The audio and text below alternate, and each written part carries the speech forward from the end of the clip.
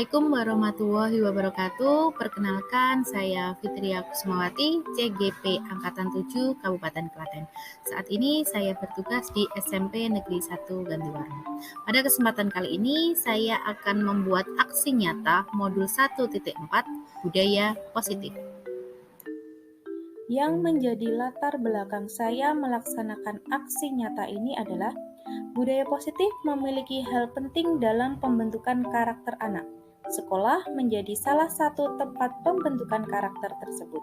Untuk itu, budaya positif di sekolah perlu diciptakan dan diwujudkan. Mengapa demikian? Sesungguhnya kita sebagai guru memiliki tugas untuk membangun komunikasi di sekolah dan menyiapkan murid menjadi manusia dan anggota masyarakat yang dapat mencapai keselamatan dan kebahagiaan. Sekolah yang baik akan menciptakan suasana belajar yang menyenangkan. Hal-hal baik yang dilakukan secara terus-menerus akan menjadi budaya positif. Adapun tujuan saya membuat aksi nyata ini yang pertama, menumbuhkan karakter profil pelajar Pancasila pada peserta didik. Yang kedua, menumbuhkan budaya positif dengan membuat keyakinan kelas. Yang ketiga, mensosialisasikan apa itu budaya positif pada rekan sejawat. Membuat keyakinan kelas 7D. Adapun pembuatan keyakinan kelas ini bertujuan untuk melakukan pembiasaan positif di kelas ataupun di sekolah, menumbuhkan sikap tanggung jawab pada diri peserta didik atas pemilihan aspirasi idenya melalui keyakinan kelas, dan menumbuhkan rasa saling menghargai diri sendiri dan orang lain. Iya, kita bahas yang ini tadi ya, untuk keyakinan kelas, kita buat tujuannya apa, biar kita sama-sama nyaman untuk belajar di sini. Tidak hanya sebatas pelajaran bahasa Indonesia, tapi semua mapel.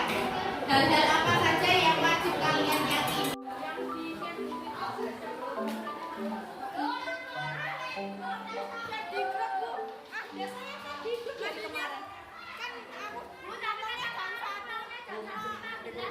Saya tekan lagi. Itu mau pokok lemes. Sakit kok. Sakit hati.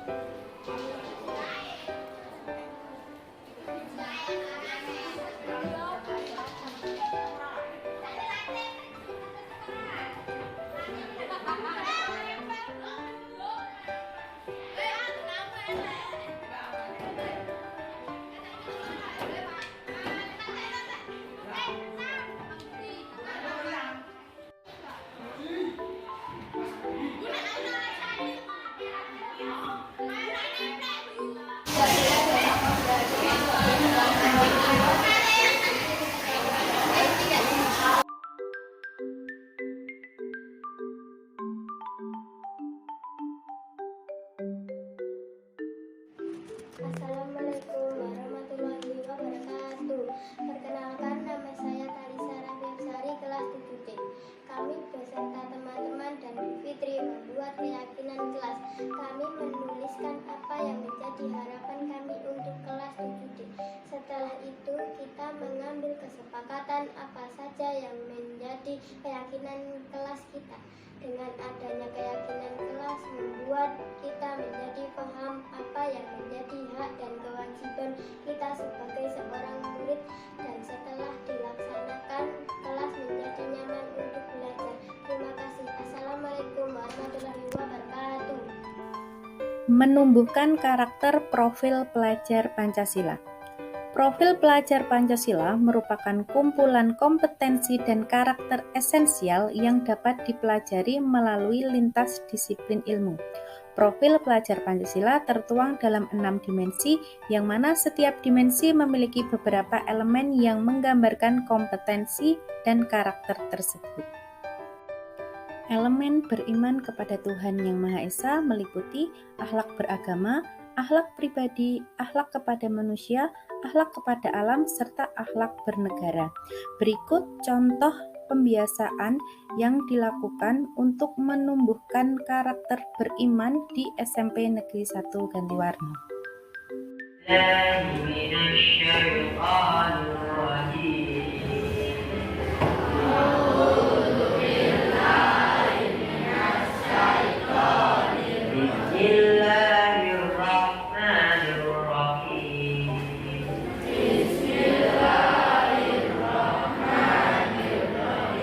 أشهد أن لا إله إلا الله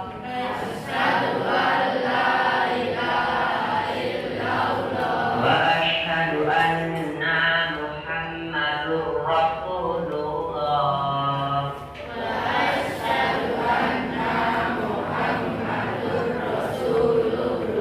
رضيت بالله ربا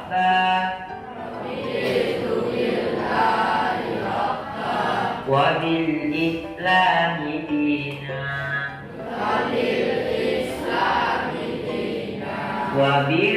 وبمحمد نبيا ورسولا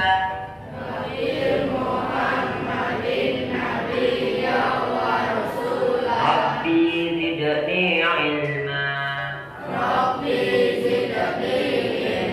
وارزقني فهما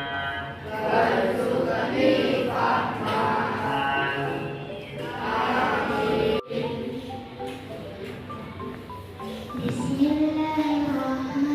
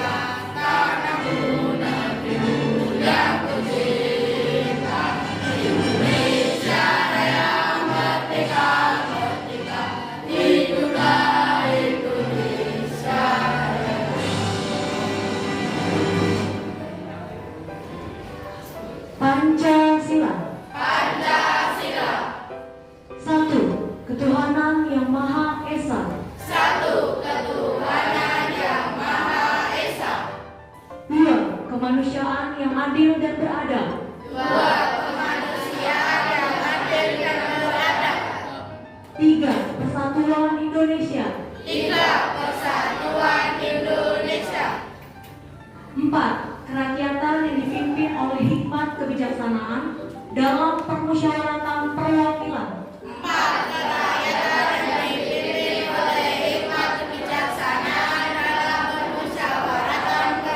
5. Keadilan sosial bagi seluruh rakyat Indonesia.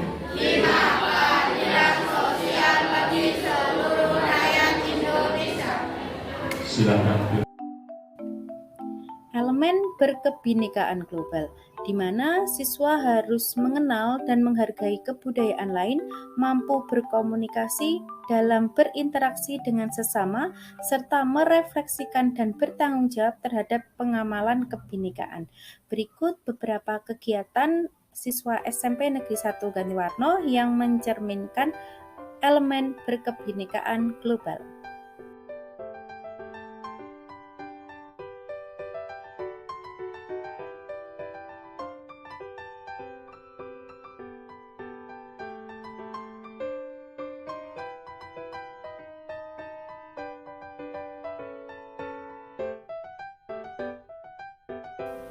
Elemen gotong royong. Gotong royong merupakan salah satu nilai luhur yang dipegang teguh oleh bangsa Indonesia.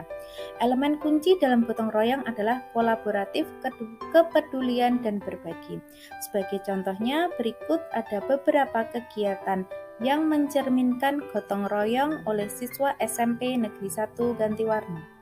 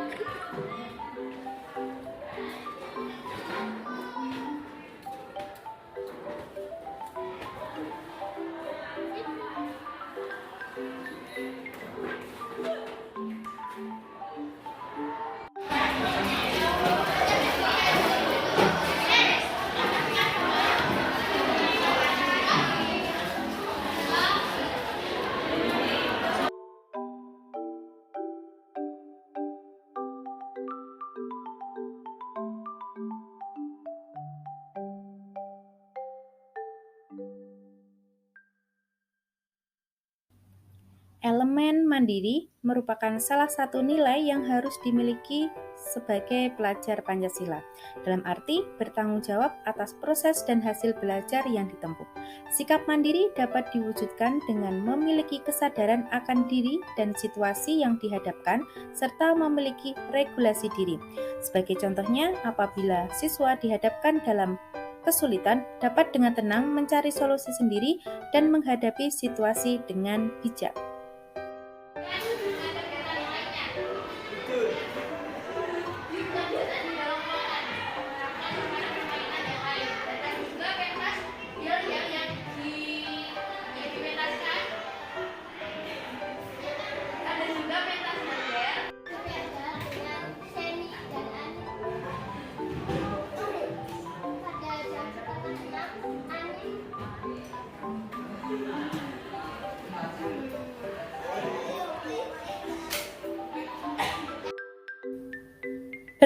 bernalar kritis.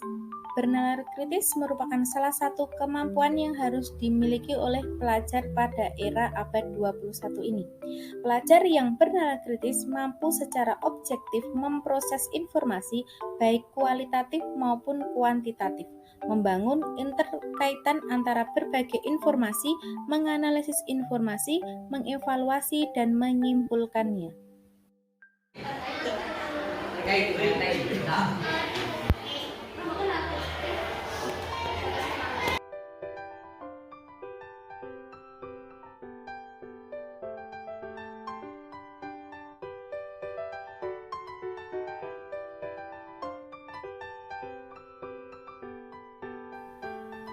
Elemen kreatif.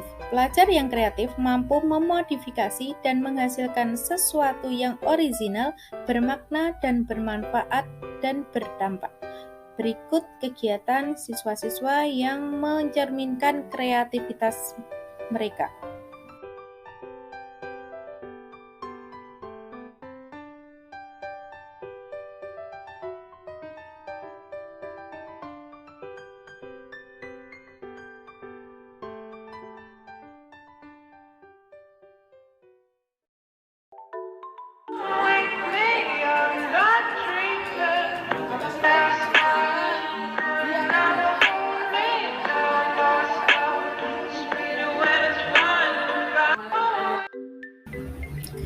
Diseminasi budaya positif guru dan karyawan SMP Negeri 1 Ngantiwarno.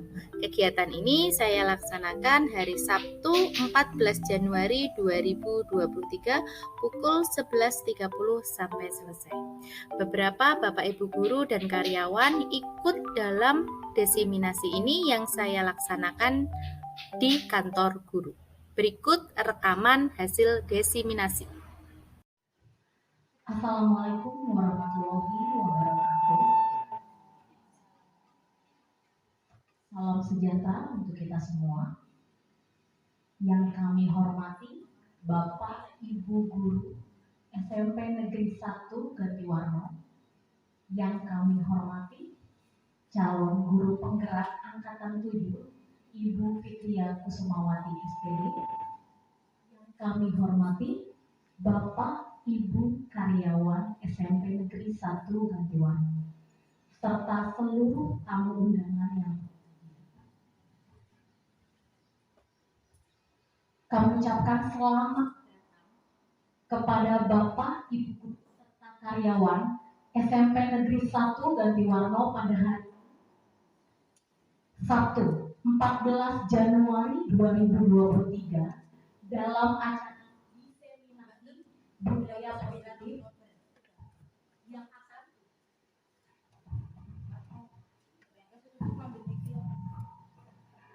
yang akan dibawakan oleh calon guru penggerak angkatan 7 Ibu Fitria Kusumawati SPD. Boleh minta tepuk tangannya Bapak Ibu. Terima kasih.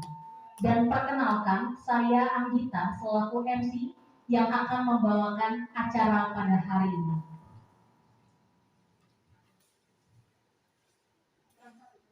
Pertama-tama, puji syukur kehadirat Tuhan Yang Maha Esa, karena atas berkat rahmat dan hidayahnya, kita semua boleh sama-sama berkumpul di ruangan ini untuk mengikuti diseminasi budaya positif SMP Negeri 1 Gantiwarno yang akan dibawakan oleh calon guru penggerak angkatan 7.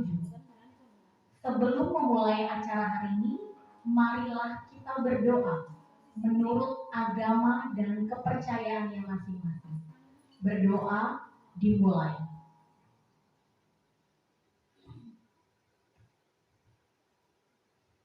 Berdoa selesai.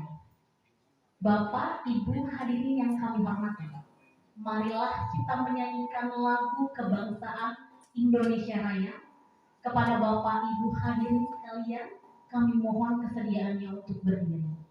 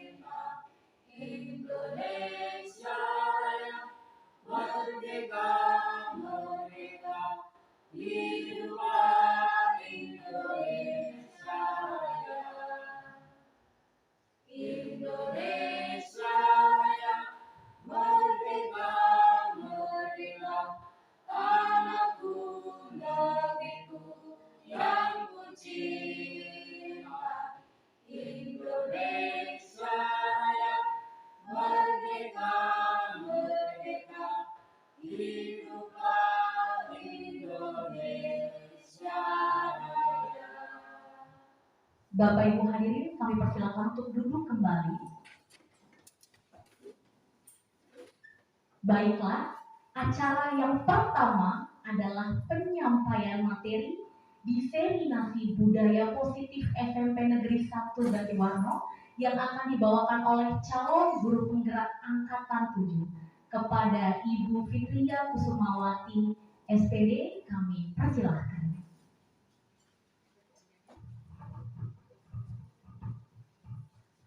Terima kasih kepada Ibu Anggita yang telah memimpin jalannya acara ini tadi. Sebelumnya, Assalamualaikum warahmatullahi wabarakatuh. Saya ucapkan terima kasih kepada Bapak Ibu guru dan karyawan SMP Negeri 1 Gatiwarno yang sudah menyempatkan waktunya untuk mengikuti diseminasi yang akan saya lakukan sebagai salah satu bentuk penyampaian implementasi apa yang sudah saya pelajari ketika saya menjadi CDP Angkatan 7 ini. Ini nanti sekedar sharing gitu Bapak Ibu, jadi mungkin nanti kalau masih ada banyak kekurangan, saya mohon dimaklumi dan mohon dimaafkan. Nanti kalau ada masukan, saya sangat menerima sekali masukan itu. Di sini saya akan menyampaikan materi tentang budaya positif. Apa itu budaya positif? Mungkin Bapak Ibu dari katanya aja budaya positif mungkin sudah tahu gitu. Budaya itu kan berarti sesuatu hal yang sudah melekat, dilakukan terus-menerus, dan menjadi kebiasaan. Dan positif di sini berarti hal yang baik, seperti itu kalau dari kata budaya positif. Nah, untuk itu saya ada sedikit pertanyaan untuk Bapak Ibu, setuju atau tidak setuju? Yang pertama, hukuman dapat mendisiplinkan anak. Setuju buatan Bapak Ibu? Setuju, oke. Yang kedua, pemberian hukuman dengan hal positif seperti membaca atau membersihkan halaman sekolah dapat meningkatkan disiplin anak. Setuju buatan? Yang ketiga, memberi penghargaan dapat meningkatkan motivasi belajar anak. Jadi mungkin sekarang Bapak Ibu ada yang menjawab setuju, ada yang menjawab tidak setuju. Mungkin nanti ketika setelah pemaparan materi saya nanti mungkin ada yang sedikit berubah. Oh, berarti jawabannya yang pertama tadi aku tadi setuju, sekarang tidak setuju. Mungkin akan terjadi perubahan pola pikir seperti itu. Nah, di sini ada perubahan paradigma Bapak Ibu. Sekarang kita menggunakan kurikulum merdeka nih. Kebetulan untuk sekolah kita masih untuk jenjang kelas 7. Jadi kelas 8 9 belum menggunakan kurikulum merdeka. Di sini ada perubahan paradigma yang ingin disampaikan, yaitu dulu pembelajaran itu berorientasi pada guru. Kemudian siswa sebagai objek belajarnya. Proses pembelajaran terjadi pada tempat dan waktu tertentu. Kemudian tujuan utama menitikberatkan pada penguasaan materi pelajaran. Itu paradigma dulu yang kita sering, mungkin zaman saya sekolah dulu pasti masih seperti itu. Jadi memang guru sebagai sentralnya dalam pembelajaran. Nah, diharapkan adanya perubahan, yaitu yang sekarang perubahan pembelajaran berorientasi pada siswa. Kemudian siswa sebagai subjek belajarnya, bukan lagi sebagai objek, namun sebagai subjek, pelaku utama. Kemudian proses pembelajaran terjadi di mana saja, jadi tidak hanya ketika di kelas, ketika di lingkungan sekolah. Jadi pembelajaran itu bisa dilakukan siswa dimanapun mereka berada. Tujuan utama pada pembentukan tingkah laku yang lebih luas. Jadi kalau dulu kita hanya berpusat pada akademik, di sini kita akan berupaya merubah paradigma itu, bahwa tingkah laku yang lebih baik itu yang kita utamakan. Perubahan paradigma teori kontrol atau teori pilihan, ilusi kontrol. Ilusi itu berarti sesuatu hal yang masih menjadi angan-angan gitu Bapak Ibu. Di sini ada ilusi guru mengontrol murid. Kedua, ilusi bahwa kritik dan membuat orang merasa bersalah dapat menguatkan karakter. Kemudian ada ilusi bahwa semua penguatan positif efektif dan bermanfaat. Yang selanjutnya, ilusi bahwa orang dewasa memiliki hak untuk memaksa. Itu adalah beberapa pikiran yang masih sering mungkin beberapa orang menganggap hal itu, ilusi, sesuatu yang ada di pikiran kita. Nah, untuk materi yang akan saya sampaikan ini nanti berupa yang pertama, disiplin positif, kemudian yang kedua, kebutuhan dasar, yang ketiga ada keyakinan kelas, dan yang keempat ada restitusi. Mungkin sudah sering mendengar ini Bapak Ibu? Atau baru saja? Ya, restitusi baru?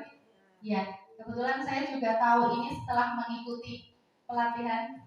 Belum begitu paham restitusi itu apa, tapi mungkin kalau untuk guru BK ini sudah istilah yang umum untuk mereka. Tapi kalau untuk guru mapel seperti kita, mungkin istilah restitusi masih sangat baru. Nah, di sini pengertian tentang disiplin positif itu apa? Disiplin positif merupakan suatu cara menerapkan disiplin tanpa kekerasan dan ancaman yang dalam prakteknya melibatkan komunikasi tentang perilaku yang efektif antar guru dan siswa. Selanjutnya, dalam penerapan disiplin positif ini, siswa diajarkan untuk memahami konsekuensi dari perilaku mereka. Selain itu, disiplin positif juga mengajarkan siswa tanggung jawab serta rasa hormat dalam berinteraksi dengan lingkungannya. Jadi disiplin positif, disiplin itu sebenarnya sudah sesuatu hal yang positif gitu Bapak Ibu. Yang namanya disiplin itu pasti mengarahkan kita ke hal yang baik. Nah, di sini lebih ditekankan lagi disiplin positif. Jadi salah satu cara penerapan kita sebagai guru menerapkan kepada siswa, mendisiplinkan mereka tanpa adanya kekerasan.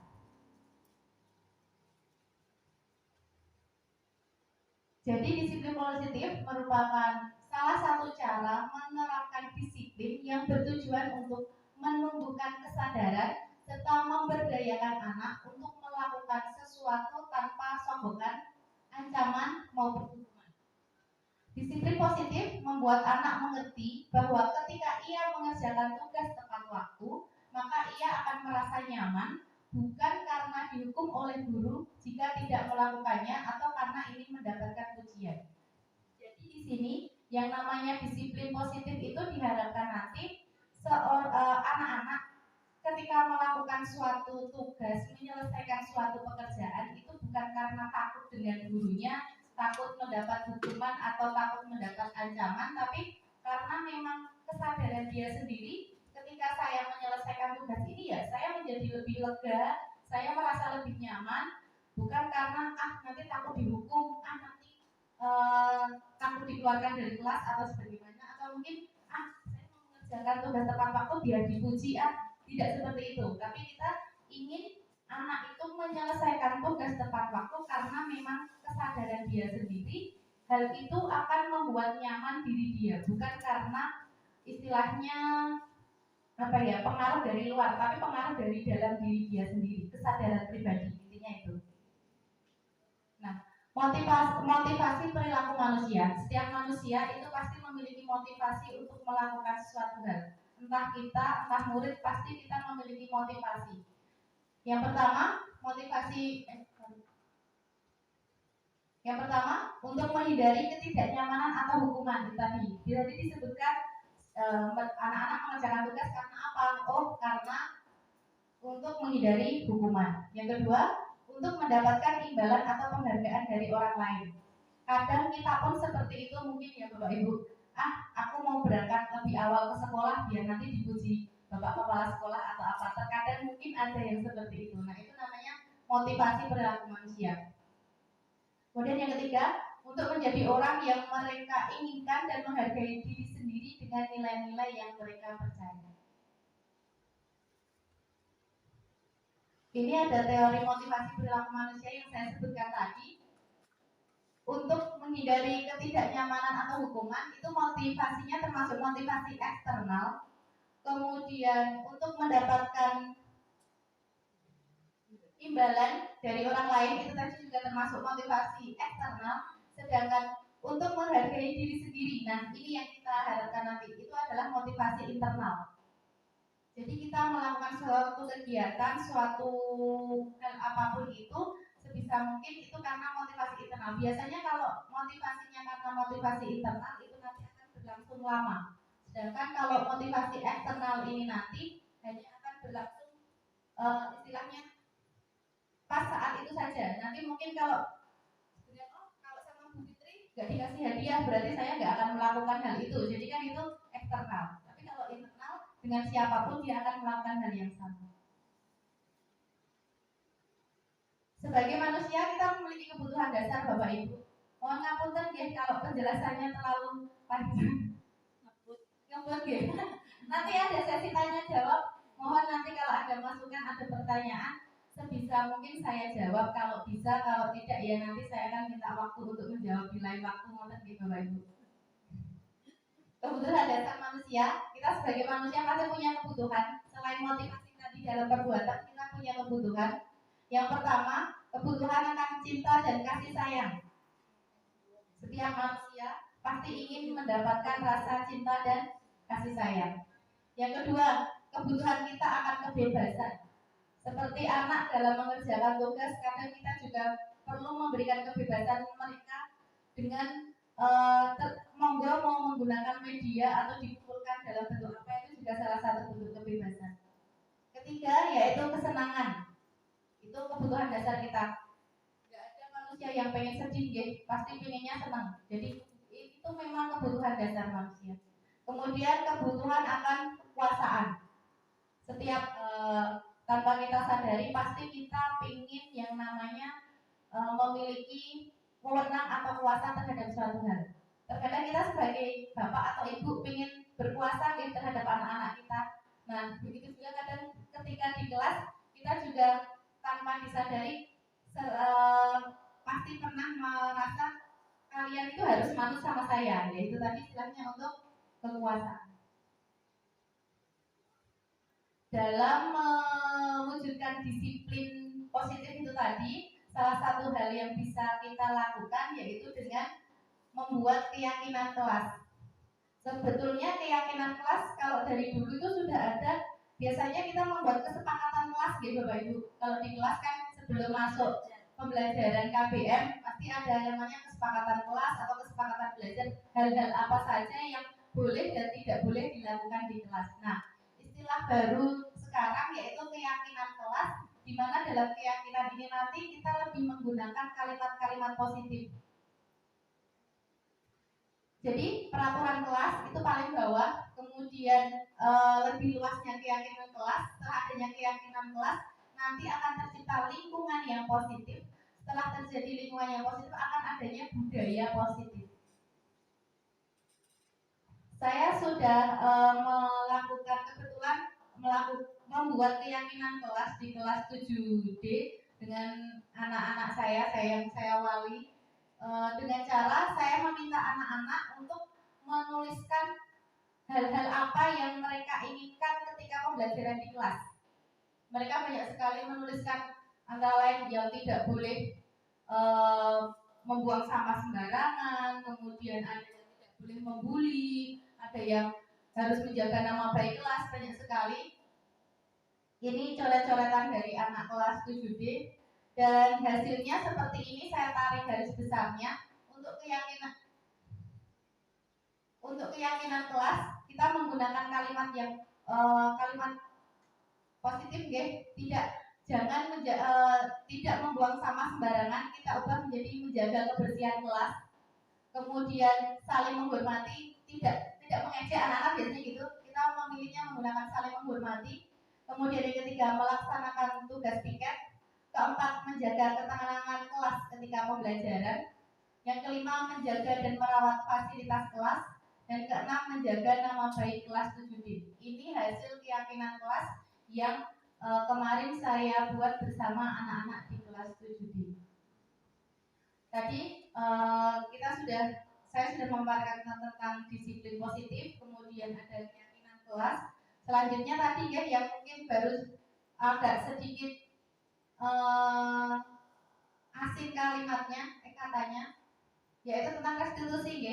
Nah, restitusi di sini adalah proses menciptakan kondisi bagi murid untuk memperbaiki kesalahan mereka sehingga mereka bisa kembali pada kelompok mereka dengan karakter yang lebih kuat. Restitusi juga merupakan proses kolaboratif yang mengajarkan murid untuk mencari solusi untuk masalah mereka dan membantu murid berpikir tentang orang seperti apa yang mereka ingin menjadi tujuan mulia dan bagaimana mereka harus memperlakukan orang lain. Jadi garis besarnya intinya restitusi itu bagaimana cara kita menghadapi anak-anak yang sedang sedikit bermasalah, yaitu dengan cara memperbaiki. Terkadang kan seringnya ketika anak salah kita langsung menegur, kok kamu kayak gitu? Itu kita refleks dan sebagainya. Kalau untuk restitusi ini ada sedikit beberapa tahapan, ada 3 tahapan yang bisa kita lakukan agar nanti anak-anak tidak merasa hanya dimarahi, tapi memang mereka mengajarkan murid untuk mencari solusi untuk masalah yang mereka hadapi. Seperti ini untuk posisi kontrol restitusi. Ada sebagai penghukum, saya dulu kecenderungannya sebagai penghukum karena lebih sering kalau anak tidak mengerjakan, ayo nulis 5 kali atau apa, seperti itu. Kemudian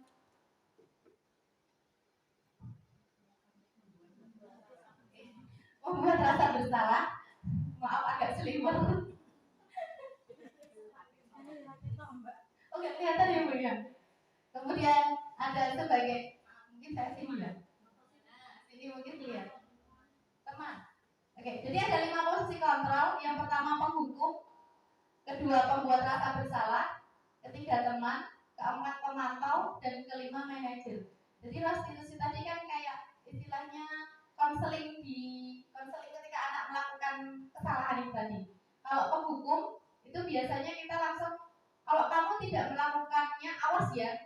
Jadi kita ada sedikit ancaman, itu berarti kita posisi kontrolnya sebagai penghukum. Kalau ada yang kemudian kamu harusnya nggak gitu, kasihan sama bu guru capek lo ngajar seharian, itu berarti nanti masuknya ke teman. Kemudian ada juga yang pembuat rasa bersalah. Kamu seharusnya sudah tahu itu salah, yang kamu lakukan itu keliru, itu berarti membuat anak merasa bersalah. Kemudian pemantau. Kalau pemantau itu gampangannya kita hanya ini tadi penghukum, teman, pemantau hanya kamu tahu kan peraturannya apa, seperti itu. Ini contoh kalimatnya gitu. Kemudian untuk manajer itu contoh kalimatnya seperti ini. Apa yang kamu yakini? Apa yang kamu yakini itu sudah benar belum? Yang kamu lakukan, yang ingin kamu lakukan sekarang apa? Untuk memperbaiki kesalahanmu itu apa? Itu masuknya ke manajer.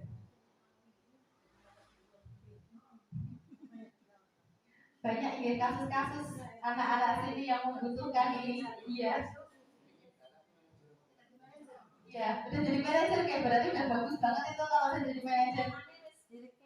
Berarti udah kuil udah matang gitu sampai manajer itu. Kalau saya dulu masih seringnya paling penghukum bersama teman. Jadi kadang kalau untuk ini belum begitu. Nah, ini untuk segitiga restitusinya Bapak Ibu. Pertama, itu yang tahap segitiga restitusi ini nanti berarti kita melakukan 3 tahap untuk sampai ke menyelesaikan masalah. Ini seperti itu. Yang pertama itu menstabilkan identitas.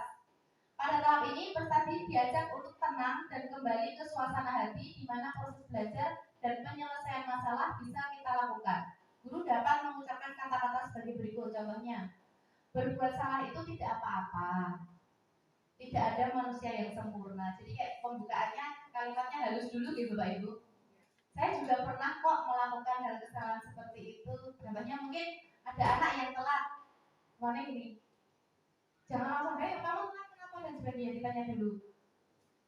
Berbuat salah itu tidak apa-apa. Tidak ada manusia yang sempurna. Bu guru juga pernah kok melakukan kesalahan itu. Jadi sebenarnya kayak dibuat tenang anak-anak kita. Kita bisa menyelesaikan ini.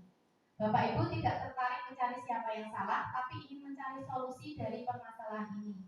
Kamu berhak merasa begitu. Apakah kamu sedang menjadi teman yang baik buat dirimu sendiri? Ini beberapa kalimat untuk menstabilkan identitas. Jadi biar mereka sadar apa yang mereka lakukan dulu. Validasi tindakan yang salah, yaitu perbuatan yang salah pada peserta didik seringkali dilakukan untuk memenuhi beberapa kebutuhan pada manusia. Disinilah guru harus mampu memahami maksud perbuatan peserta didik tersebut. Guru dapat mengucapkan, padahal kamu bisa melakukan yang lebih buruk dari ini ya. Kamu pasti punya alasan mengapa melakukan itu. Kamu patut bangga pada dirimu sendiri karena kamu telah melindungi sesuatu yang penting buatmu. Kamu boleh mempertahankan sikap itu, tapi kamu harus menambah sikap yang baru. Ini pada tahap validasi tindakan. Yang ketiga yaitu menanyakan keyakinan. Pada tahap ketiga, peserta didik siap untuk dihubungkan dengan nilai-nilai yang dia percaya dan menjadi orang yang dia inginkan. Guru dapat mengucapkan kata-kata berikut. Apa yang kita percaya sebagai kelas atau keluarga? Apa nilai-nilai umum yang telah kita sepakati? Jadi nanti masuk diingatkan kembali di keyakinan kelasnya. Apa bayangan kita tentang kelas yang ideal? Kamu mau jadi orang seperti apa? Ini tahap restitusi tadi, segitiga restitusi ini tadi. Jadi yang pertama menstabilkan identitas, yang kedua validasi tindakan, dan yang ketiga menanyakan keyakinan. Ini akan saya tayangkan, kemarin sempat membuat video proses restitusi dengan anak kelas 7C. Kasusnya anaknya ini tapi hanya model, bukan anak ini yang melakukan kasus ini, hanya sebagai model saja. Dia sering telat datang ke sekolah terlambat. Nah ini nanti ada sedikit video restitusinya.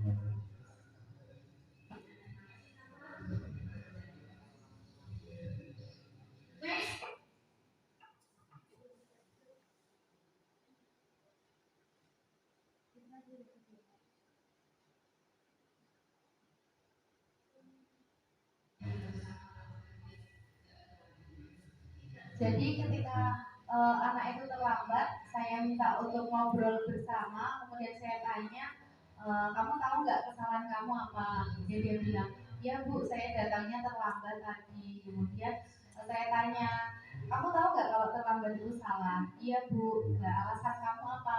Dia menyampaikan kesalahannya seperti ini. Kemudian saya tidak langsung, besok lagi nggak boleh seperti itu, tetapi saya mengajak dia untuk berpikir gimana caranya biar kamu nggak terlambat lagi, solusi dari kamu seperti apa. Jadi kita memberikan kesadaran di diri anak tanpa, jadi solusinya itu harus datang dari anak, bukan dari kita sebagai Bapak Ibu Guru. Demikian Bapak Ibu Guru, paparan dari saya, kurangnya sangat banyak, jadi saya mohon maaf. Waktu saya kembalikan kepada Ibu Anggita sebagai moderator. Terima kasih.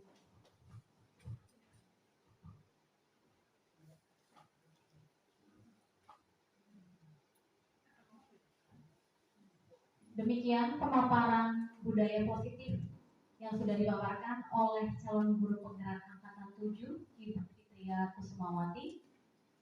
Apakah Bapak Ibu guru serta karyawan ada yang ingin ditanyakan? Kita buka sesi tanya jawab hari ini. Silakan Bapak Geget.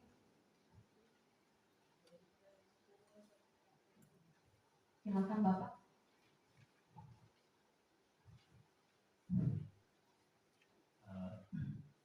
Terima kasih pada moderator yang telah memberi waktu.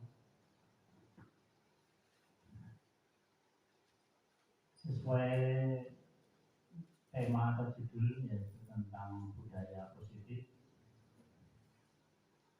itu alangkah baiknya, mungkin lebih positif atau lebih tepat itu diberikan satu di awal pembelajaran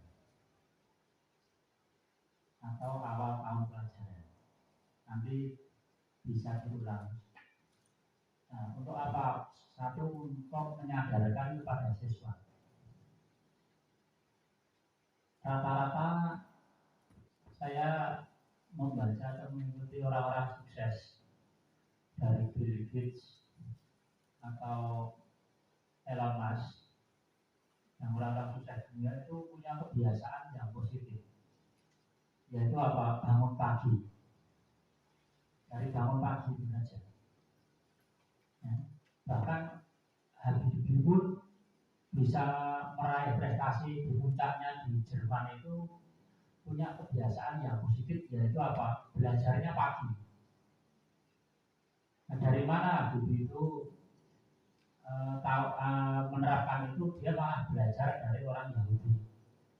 Nah, orang Yahudi temannya itu bertahun-tahun, beberapa semester selalu menjadi ranking 1-2, terus tanya sekali 2 kali tidak dijawab, akhirnya saat sudah akrab dan dijawab bahwa dia temannya itu sudah terbiasa bangun belajarnya itu pagi. Itu baru satu tentang cara belajar. Nanti sebaiknya budaya-budaya itu yang positif itu ditekankan dan bisa terekam dengan baik. Supaya apa? Supaya siswa itu selalu ingat, ditulis di kamarnya, ditulis di rumahnya, di ruang belajar. Supaya apa? Setiap membaca itu dia selalu mengingat untuk mengontrol aktivitas. Karena sebagian besar anak tidak sukses itu membuang waktu percuma, tidak membiasakan hal-hal yang positif. Mungkin menurut saya nih, kita harus mendefinisikan dulu tentang budaya positif. Ya. Positif itu dalam arti apa? Mungkin budaya positif adalah suatu kebiasaan yang sudah membudaya yang diperlukan untuk mencapai kesuksesan di masa depan. Nah, itu apa saja dari itu dirinci, disesuaikan dengan yang dibiasakan oleh siswa. Nah, rata-rata seperti itu supaya apa? Anak itu betul-betul sadar, ya, sadar bahwa keberhasilan itu dicapai dari suatu kebiasaan yang positif. Nah, itu saja mungkin supaya tertekan betul. Jadi tema ini tidak hanya memenuhi tagihan dari CGB, tapi juga bermanfaat bagi anak didik kita. Terima kasih. Dan mungkin nanti mohon sarannya bagaimana dari Ibu Fitria. Terima kasih kepada Bapak Geget yang sudah memberikan saran. Langsung saja atau ditampung dulu? Langsung saja, oke. Baik, kepada Ibu Fitria kami persilahkan. Terima kasih kepada Pak Geget atas masukan dan sarannya tadi. Benar sekali Bapak, untuk yang namanya budaya positif atau istilahnya tadi dalam lingkup kecilnya kita buat keyakinan kelas dulu, dan keyakinan kelas itu memang seyogyanya kita buat ketika awal pembelajaran. Jadi sebagai wali kelas kita mengajak putra-putri kita yang di kelas membuat keyakinan kelas. Dari kelas yang sudah memiliki keyakinan positif yang baik, itu nanti setiap kelas seperti itu diharapkan nanti bisa tercipta lingkungan yang positif. Setelah terjadi lingkungan sekolah yang positif, nanti akan terbentuk yang namanya budaya positif. Dan memang hal ini selain kita terapkan kepada putra-putri kita, siswa kita memang juga harus memberikan teladan. Itu yang hal yang paling cocok sebenarnya. Jadi ketika kita memberikan aturan kepada putra-putri kita juga melaksanakan untuk diri kita. Dan itu nanti semoga tahun ajaran depan keyakinan kelas ini bisa dibuat di setiap kelas. Jadi nanti dari keyakinan kelas tercipta lingkungan positif, dari lingkungan positif nanti tercipta budaya positif. Itu tadi yang namanya budaya kan kalau kita melakukannya terus-menerus akan menjadi kebiasaan yang baik. Nanti juga pembelajaran itu juga akan terasa nyaman. Seperti itu. Demikian Pak yang bisa mungkin tanggapan yang bisa saya sampaikan. Bagaimana Pak Geget? Sudah. Oke, baik. Terima kasih kepada Pak Geget. Apakah ada Bapak Ibu guru lain yang ingin ditanyakan?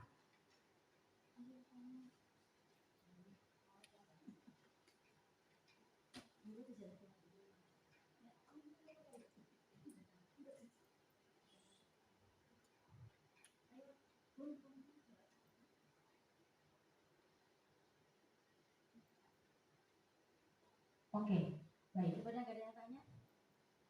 Silakan Bu Alfi. Waktunya tadi disampaikan tentang kebutuhan dasar manusia gitu ya. Memang yang disampaikan dari itu tadi adalah saya, kemudian kesenangan, kekuasaan itu untuk kita bicara subjek pembelajaran. Untuk anak-anak kita itu, anak-anak SMP itu kebutuhan dasar menjadi manusia itu baru pada tahapan yang benar-benar mencari jati diri, baru mencari ilmu, mungkin baru adaptasi, penyesuaian. Tentu banyak kendala dalam mengatasi kebutuhan dasar seusia mereka, maksud saya gitu. Nah, kalau dalam menurut Mbak Fitri, kira-kira selama ini yang sudah mencoba peserta didik mungkin di kelas 7 atau kelas 7C atau D tadi ya, yang sudah dicoba tadi, seperti apa? Mungkin bisa diceritakan. Terima kasih.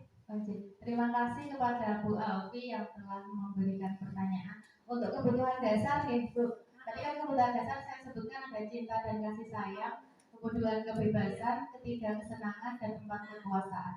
Nah, di sini yang sudah pernah saya terapkan seperti dalam pembelajaran kemarin terakhir itu tentang teks prosedur pembelajaran bahasa Indonesia. Dalam kebutuhan dasar yang coba saya coba saya terapkan di situ. Yang pertama, cinta dan kasih sayang. Anak ketika membuat sesuatu, membuat hasil tugas atau apa, tanpa disadari pujian itu sangat dibutuhkan oleh mereka.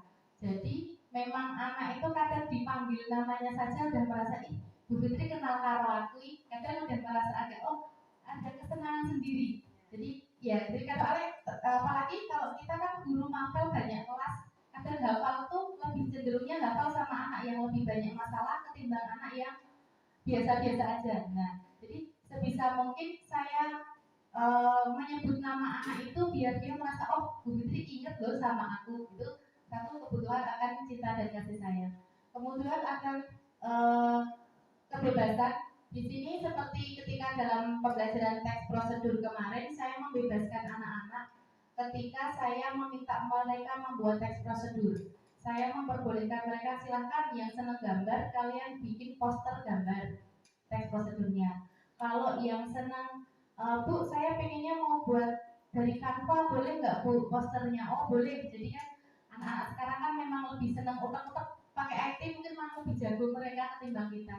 Kemudian ada juga yang, Bu, kalau dalam bentuk video boleh nggak Bu? Nanti saya uploadnya di TikTok ya Bu ya. Nanti Bu Fitri saya tag seperti itu, nggak masalah. Jadi saya memberikan kebebasan. Yang penting nanti aturan-aturan apa saja yang saya nilai itu mereka ada di situ. Itu kebebasan. Kesenangan. Nah, salah satu hal yang saya mencoba masuk ke dunia mereka. Seperti TikTok itu kan sebenarnya saya sendiri bingung itu bikinnya bagaimana, caranya bagaimana, itu kan saya juga nggak tahu. Tapi ketika anak-anak, Bu nanti mau memulai, saya bilang silakan diupload di YouTube atau apa, Bu TikTok aja ya Bu, saya punyanya TikTok. Oke, akhirnya saya nggak mau juga ikutan download TikTok karena anak-anak harus mengumpulkan ke saya, otomatis saya harus jadi punya aplikasi itu. Dan mereka ketika melakukan tugas dengan hal yang mereka senangi, mereka lebih antusias, mereka lebih cepat untuk istilahnya dalam mengerjakannya pun karena senang ya mungkin itu, jadi mereka lebih tepat waktu untuk mengumpulkan. Kemudian untuk kekuasaan ini saya terapkan ketika berdiskusi kelompok. Jadi saya menyuruh mereka ketika kalian berdiskusi kelompok, kalian harus saling itu kelompok kalian ingin mendapatkan nilai berapapun, satu kelompok itu ya tanggung jawab bareng. Jadi hasilnya nanti kalian tanggung bersama-sama. Mungkin kalau untuk kekuasaan saya masih powernya di situ Bu. Demikian dari saya, terima kasih. Iya Bu. Baik, terima kasih pemaparannya. Ada yang ingin ditanyakan lagi? Silakan Bapak Ibu Guru. Ada yang ingin ditanyakan?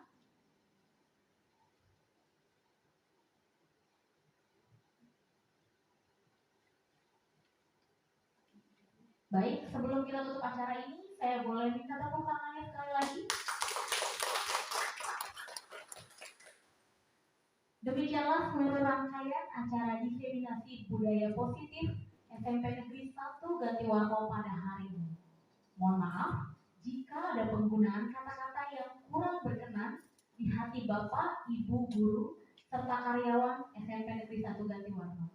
Terima kasih kepada calon guru penggerak Angkatan 7, Ibu Fitria Kusumawati yang sudah menyelenggarakan acara pada siang hari ini. Akhir kata, wassalamualaikum warahmatullahi wabarakatuh. Selamat siang dan sampai jumpa. Terima kasih banyak Bapak Ibu atas partisipasinya. Mohon maaf kalau saya ada banyak salah katanya dan kurangnya. Terima kasih.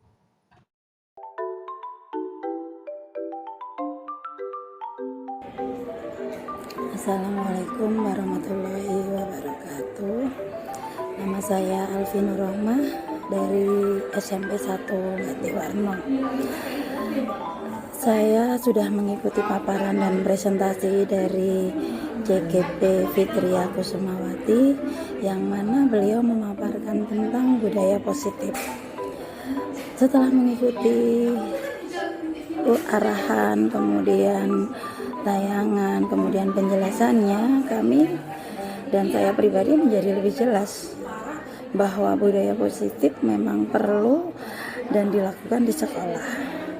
terutama untuk anak-anak kita. Apalagi yang kemarin dijelaskan tentang restitusi, itu sangat bagus. Jadi langkah-langkah kita untuk mendidik dan melakukan pembelajaran terhadap siswa itu lebih terarah, terencana, dan semoga hasilnya juga akan lebih baik untuk menjadikan budaya-budaya positif pada anak didik kita, terutama kami yang ada di SMP 1 Gantiwarna. Demikian yang bisa saya sampaikan, kurang dan lebihnya saya haturkan terima kasih. Assalamualaikum warahmatullahi wabarakatuh. Saya Sri Hasuti. Setelah saya mengikuti pembelajaran tentang budaya positif yang dilakukan oleh Ibu Fitri Kusumawati, di sini saya mendapatkan pencerahan bagaimana seharusnya seorang guru menyikapi perlakuan seorang muridnya yang melakukan pelanggaran. Contohnya, ketika anak melakukan kesalahan, tidak menaati peraturan sekolah atau sekolah, ketika saya menegur dia tidak membuat jerah. Tapi setelah saya belajar dari Ibu Fitri ya, dibukakan tentang restitusi menjadi jalan yang tepat di mana kita sebagai guru harus menstabilkan identitas, memvalidasi kesalahan, lalu menanyakan keyakinan kepada anak yang melakukan kesalahan bahwa apa yang sudah dilakukan itu benar atau tidak. Begitu yang saya dapatkan dari pembelajaran dari Ibu Fitri tentang budaya positif. Terima kasih.